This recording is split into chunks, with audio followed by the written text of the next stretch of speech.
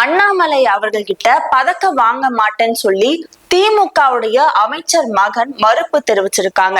அதோடைய காரணம் என்ன? அதே சமயம் காழ்ப்புணர்ச்சி அரசியலை கைவிடணும்னு தமிழிசை சவுந்தரராஜன் அவர்கள் திமுகவுக்கு கண்டனம் தெரிவிச்சிருக்காங்க. அன்புமணி ராமதாஸ் அவர்கள் விடியல் எங்கே அப்படின்ற ஆவண புத்தகத்தை வெளியிட்டிருக்காரு. அந்த புத்தகத்துல என்ன இருக்கு, எதுக்காக அந்த புத்தகத்தை வெளியிட்டிருக்காரு போன்ற இன்றைய தமிழ்நாட்டு சூழல்ல நடக்கிற முக்கியமான நிகழ்வுகள் பற்றி இந்த தொகுப்புல தெளிவாக பார்க்கலாம். Welcome to the KTV. நான் உங்கள் மதுமிதா.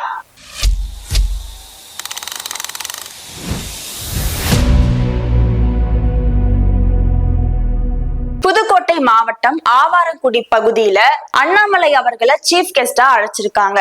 எதுக்காக அழைச்சிருக்காங்க அப்படின்னா, மாநில அளவிலான துப்பாக்கி சுடுதல் அந்த போட்டிய துவக்கி வச்சது மட்டும் இல்லாம அங்க வெற்றி பெற்ற மாணவர்களுக்கு அண்ணாமலை அவர்கள் கையால பதக்கங்களும் விருதுகளும் கொடுக்கப்பட்டிருக்கு. இந்த நிகழ்ச்சியில தான் டிஆர்பி ராஜா, அமைச்சர் டிஆர்பி ராஜா அவர்களுடைய மகனும் வெற்றி பெற்றிருக்காங்க. எல்லாருக்கும் பதக்கம் கொடுக்கிற மாதிரி அண்ணாமலை அவர்கள் அவங்களுடைய மகனுக்கு பதக்கம் போட போயிருக்காரு. அந்த பையன், நீங்க எனக்கு பதக்கம் போடாதீங்க அப்படின்னு சொல்லி அவர் போடுறத தடுத்து நிறுத்திருக்காரு. அப்படி இருந்தும் அண்ணாமலை அவர்கள் அந்த பையனை தன்னோட பக்கத்துல நிக்க வச்சு போட்டோ எடுத்திருக்காரு. இதுதான் மிகப்பெரிய ஒரு விவாத பொருளா மாறி இருக்கு.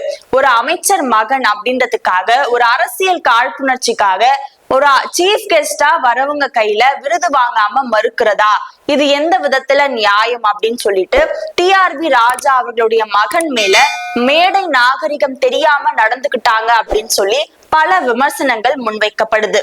இத பத்தி அண்ணாமலை அவர்கள்ட்ட செய்தியாளர்கள் கேட்டப்ப அவர் என்ன சொல்லியிருக்காரு அப்படின்னா, நானும் பார்த்தேன், அந்த பையன் எங்க இருந்தாலும் நல்லா இருக்கட்டும், நல்லா வந்தா எனக்கு சரி அப்படின்னு சொல்லியிருக்காங்க. என் மனசார நான் வாழ்த்துறேன், அவங்க நல்லபடியா வரணும், நல்லா இருக்கணும் அப்படின்னு சொல்லி அந்த பையனுக்கு வாழ்த்து தெரிவிச்சிருக்காரு அண்ணாமலை அவர்கள். இவரு இந்த மாதிரி பேசின உடனே அண்ணாமலை அவர்களுடைய ஆதரவாளர்களும் சரி, எல்லாருமே அண்ணாமலை அவர்களை பாராட்ட ஆரம்பிச்சிருக்காங்க. என்ன மனசியா அவருக்கு அப்படின்னு அண்ணாமலை அவர்களுக்கு இவங்க ஒரு பக்கம் பட்டம் கொடுத்துட்டு வராங்க. இந்த நிலையில தான் தமிழிசை சவுந்தரராஜன் அவர்களும் இந்த ஒரு நிகழ்ச்சியை வச்சு திமுகவுக்கு கண்டனம் தெரிவிச்சிருக்காங்க. அவங்க தரப்புல இருந்து என்ன சொல்றாங்க அப்படின்னா, இதற்கு முன்னாடி சில நாட்களுக்கு முன்னாடி RN ரவி ஆளுநர் அவர்கள் கிட்ட இருந்து பட்டம் வாங்கி கொள்ள மாட்டேன்னு ஒரு மாணவி புறக்கணிச்சிருக்காங்க. இந்த ஒரு சர்ச்சையும் மிகப்பெரிய விவாதமா பேசப்பட்டது. எப்படி மேடையில பட்டம் கொடுக்கிற ஒரு ஆளுநர் கையால பட்டம் வாங்க மாட்டேன்னு சொல்லி அவங்க கீழே இறங்கலாம், இது மேடை நாகரிகம் தெரியாதா அப்படின்னா பேசப்பட்டது. அந்த மாணவி யாரு அப்படின்னா, திமுக கட்சி நிர்வாகியுடைய மனைவியா.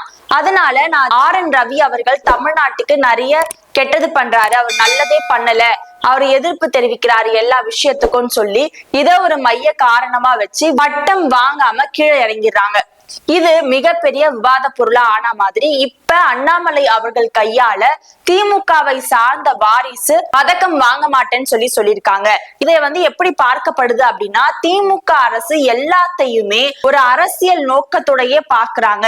இந்த மாதிரி அரசியல் காழ்ப்புணர்ச்சிய கைவிடணும் திமுக அப்படின்னு தமிழிசை சவுந்தரராஜன் அவர்கள் கண்டனம் தெரிவிச்சிருக்காங்க. அது மட்டும் இல்லாம அமைச்சர் டிஆர்பி ராஜா அவர்கள் தன்னுடைய மகனை கூப்பிட்டு அறிவுரை கொடுக்கணும், இந்த மாதிரி எல்லாம் பண்ணிருக்க கூடாதுன்னு சொல்லணும் அப்படின்றதையும் சொல்றாங்க. ஒரு பக்கம் என்ன சொல்றாங்க, அதாவது அதிமுகவினர் பாஜகவை சேர்ந்தவங்களா என்ன ஒரு கருத்து முன்வைக்கிறாங்க அப்படின்னா, அண்ணாமலை அவர்கள் ஒரு IPS, போலீஸை பார்த்து ஊழல் பண்ற குடும்பம்லாம் பயப்படதா செய்யும் சொல்லி அந்த பையனையும் வச்சு செஞ்சுட்டு வராங்க. அதே சமயம் இப்ப எல்லாரும் அந்த பையனை மட்டும் குத்தம் சொல்லக்கூடாது. ஏன்னா அந்த பையனுக்கு யாராவது அறிவுரை கொடுத்திருக்கலாம், நீ அவர்கிட்ட பதக்கம் வாங்காத, கொடுக்கறப்ப வேண்டான்னு சொல்லி மறுத்துரு அப்படின்னு யாராவது அந்த பையன் கிட்ட சொல்லி, அதனாலதான் அந்த பையன் அந்த மாதிரி பண்றதுக்கான வாய்ப்பும் இருக்கு அப்படின்னு சொல்லப்படுது. ஏன்னா ஏற்கனவே தெரியும் யார் சீஃப் கெஸ்டா வர போறாங்க அப்படின்னு. கண்டிப்பா அண்ணாமலை அவர்கள் தான் சீஃப் கெஸ்டா வரப்போறத தெரிஞ்சுக்கிட்டு யாரும் அந்த பையன் கிட்ட இந்த மாதிரி நீ அவர் பதக்கம் கொடுத்தா வாங்காத அப்படின்னு சொல்லி இருந்திருக்கலாம், அதனாலதான் அந்த பையன் பண்ணிருக்கலாம் அப்படின்னு சொல்லப்படுது. இது ஒரு பக்கம் நடக்க, அமித்ஷா அவர்கள் பாஜகவுடைய பூத் கமிட்டி மாநாட்டுக்கு போனதுல இருந்து EPS அவர்கள் ஒரு நெருக்கடியில இருக்காரு அப்படின்னு சொல்லப்படுது. எதுக்காக அப்படி சொல்றாங்க அப்படின்னா, அமித்ஷா அவர்கள் வந்த சமயத்திலேயே EPS அவர்களுடைய பேரை சொல்லாம தேசிய ஜனநாயக கூட்டணி தமிழ்நாட்டுல ஆட்சியை பிடிக்கும் சொல்லிட்டு போனாரு. அதுவே மிகப்பெரிய ஒரு விவாத பொருளா மாறுச்சு. இந்த நிலையில அமித்ஷா அவர்கள் பாஜகவினருக்கு ஒரு அறிவுரையை கொடுத்துட்டு போயிருக்காராம். அது என்னன்னா, இபிஎஸ் கிட்ட இருந்து முதல் கட்டமா 16 தொகுதியை கேக்குறாங்களா பாஜக. அதுவும் எந்த மாதிரியான தொகுதியை கேக்குறாங்க அப்படின்னா, இந்து சார்ந்த இடங்கள், கோவில் சார்ந்த இடங்களை பாஜக முதல் கட்டமா கேட்டிருக்காங்க அப்படின்னு சொல்லப்படுது. அது மட்டும் இல்லாம இபிஎஸ் அவர்கள் பாஜக எந்த தொகுதியெல்லாம் கேக்குறாங்களோ அங்கதான் அதிமுகவும் செல்வாக்கு மிக்க ஒரு தொகுதியா வச்சிருக்காங்களாம். அப்படி இருக்க எப்படி அமித்ஷாக்கு மறுப்பு சொல்றது அப்படின்ற ஒரு நெருக்கடி இபிஎஸ் அவர்களுக்கு இருக்கு அப்படின்னு அரசியல் வட்டாரங்கள் சொல்லிட்டு இருக்காங்க. இதே நிலையில அண்ணாமலை அவர்கள் பிரஸ் மீட்ல என்ன சொல்லியிருக்காரு அப்படின்னா, அதிமுகவினர் பாஜகவை மாற்றாந்தாய் கட்சியா நடத்த மாட்டாங்கன்னு நான் நம்புறேன். ஏன்னா நம்மளுடைய இபிஎஸ் அவர்களை முதலமைச்சரா ஆக்கணும் அப்படின்னா எல்லாருடைய ஒத்துழைப்பும் வேணும். பாஜக இபிஎஸ் அவர்களை முதலமைச்சரா ஆக்குறதுக்கு உழைக்கிறாங்க. அதே மாதிரி பாஜக எந்த தொகுதிகள் எல்லாம் நிக்குதோ அந்த தொகுதியில எல்லாம் அதிமுகவும் கூட சேர்ந்து அவங்களை ஜெயிக்க வைக்கிறதுக்கு உழைக்கணும் அப்படின்றத சொல்லியிருக்காரு.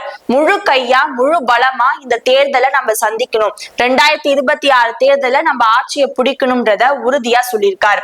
அது மட்டும் இல்லாம தொகுதி பத்தின பேச்ச நான் எடுக்க முடியாது, அத எங்களுடைய தலைவர்கள் தான் எடுப்பாங்க. நான் ஒரு தொண்டரா இதை சொல்றேன் அப்படின்னும் அண்ணாமலை அவர்கள் அந்த கூட்டணி தொகுதி பத்தின ஒரு பேச்சுக்கு முற்றுப்புள்ளி வச்சு சொல்லியிருக்காரு. அதே மாதிரி சேகர் பாபு அவர்கள் நயினார் நாகேந்திரன் அவர்களை கடுமையா விமர்சனம் பண்ணிருக்காரு. நயினார் நாகேந்திரன் அவர்கள் இப்ப அரண்டு போய் இருக்காரு. அவர் எந்த தொகுதியில போட்டியிட்டாலும் திமுக அவங்கள தோக்கடிச்சு ஜெயிச்சிடும் திமுக அப்படின்னு சொல்லியிருக்காரு சேகர் பாபு அவர்கள். இப்படி அதிமுக பாஜக அவர்கள் விஜய் அவர்களை கடுமையா விமர்சனம் பண்ணிருக்காரு. தாவேகா மாநாடுக்கு முன்னாடி வரைக்கும் அதிமுகவினர் எல்லாம் என்ன சொல்லிட்டு இருந்தாங்க, ஒரு மிகப்பெரிய கட்சி எங்க கூட கூட்டணி வைக்க போறாங்க அப்படின்னு சொல்லிட்டு இருந்தாங்க. ஆனா தாவேகா மாநாட்டுல விஜய் அவர்கள் அதிமுகவை ரொம்ப கடுமையா விமர்சனம் பண்ணாரு. அதிமுக இப்ப யாருடைய தலைமையில இருக்கு, அந்த கட்சிக்கு யார் தலைவர், அடிமை கூட்டணி வச்சிருக்காங்க அப்படின்னு சொல்லி அதிமுகவை ரொம்ப கடுமையா விமர்சனம் பண்ணாரு விஜய் அவர்கள். இதனால அதிமுகவும் சரி பாஜகவும் சரி திமுகவும் சரி எல்லாரும் சேர்ந்து தாவேகா மாநாடுக்கான எதிர்ப்பை தெரிவிச்சுட்டு வராங்க. அந்த வகையில அதிமுகவுடைய முன்னாள் அமைச்சர் எஸ்பி வேலுமணி அவர்களும் அவருடைய விமர்சனத்தை முன் வச்சிருக்காரு. அவர் என்ன சொல்லியிருக்காரு அப்படின்னா, சிரஞ்சீவி அவர்களும் கட்சியை ஆரம்பிச்சாங்க, அவருடைய மாநாட்டுக்கு எவ்வளவு கூட்டம் வந்தது, அந்த மாதிரி கூட்டம் வருது, ஆனா எல்லாரும் கட்சியை கலைச்சிட்டு போக வேண்டியதா அப்படின்னு விஜய் அவர்களை விமர்சனம் பண்ணியிருக்காங்க.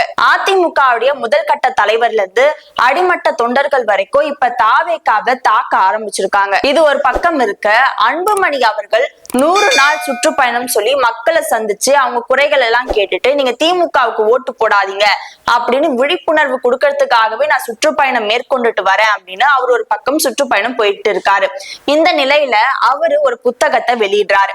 அந்த புத்தகத்துக்கு என்ன பேர் வச்சிருக்காங்க அப்படின்னா, விடியல் எங்கே அப்படின்ற ஆவண புத்தகத்தை வெளியிடுறோம் சொல்லி அன்புமணி அவர்கள் தலைமையில அந்த புத்தகத்தை வெளியிட்டு இருக்காங்க.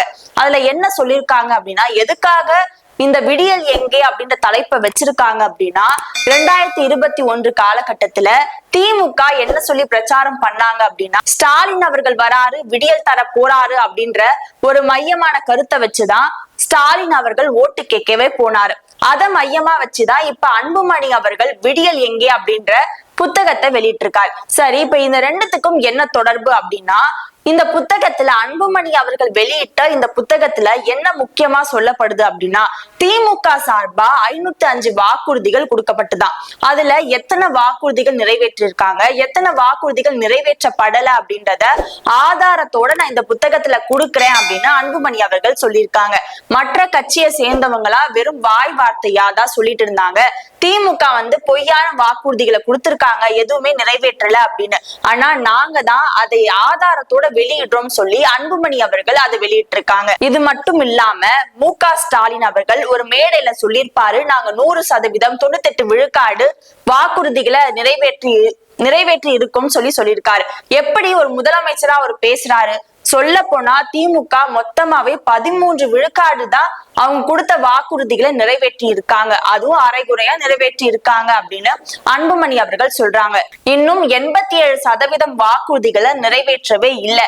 அதுக்கான ஆதாரத்தை தான் நாங்க இப்ப இந்த புத்தகம் மூலமா கொடுக்கிறோம். இதை கண்டிப்பா எல்லாரும் வாங்கி படிக்கணும், இதை எல்லாருக்கிட்டையும் நான் கொண்டு போய் சேர்ப்பேன் அப்படின்னு அன்புமணி அவர்கள் சொல்லியிருக்காரு. இப்படி திமுகவுக்கு எதிரான விமர்சனங்களை அன்புமணி அவர்கள் முன் வச்சாலும் அவருடைய கட்சிக்குள்ள நடக்கிற பிரச்சனைகளையும் அவர் முன்னாடி இருந்து பார்க்கணும் அப்படின்னு சொல்லப்படுது. ஏன்னா இப்ப அன்புமணி அவர்கள் எங்க சுற்றுப்பயணம் மேற்கொண்டாலும் அங்க ராமதாஸ் ஐயாவுடைய ஆதரவாளர்கள் அவருக்கு எதிரான பேனர்களை வைக்க ஆரம்பிச்சிருக்காங்க. என்னன்னா எப்பவுமே பாமக சார்பா வைக்கிற பேனர்கள்ல கண்டிப்பா அன்புமணி அவர்களுடைய புகைப்படமும் ராமதாஸ் ஐயாவுடைய புகைப்படமும் இருக்கும். இப்ப அன்புமணிக்கு எதிரா நாங்க செயல்படுறோம் அப்படின்னு சொல்லிட்டு அன்புமணி அவர்களுடைய அக்கா காந்திமதி அவர்களுடைய புகைப்படத்தை வச்சு அன்புமணி அவர்களுக்கு எதிர்ப்பு தெரிவிக்கிறாங்க ராமதாஸ் ஐயாவுடைய ஆதரவாளர்கள். இப்படி பாமகக்குள்ளேயே ஒரு மிகப்பெரிய விரிசல் போயிட்டு இருக்கிறதுனால அன்புமணி அவர்கள் அதையும் சரி செய்யணும் அப்படின்னு சொல்லியிருக்காங்க. இல்லைன்னா இது அக்கா அரசியலா மாறிடும் அப்படின்னும் அன்புமணி அவர்களுக்கு சொல்ற ஒரு அறிவுரையாவும் பார்க்கப்படுது. இது போன்ற மேலும் ஒரு தொகுப்போடு சந்திக்கின்றேன். நன்றி.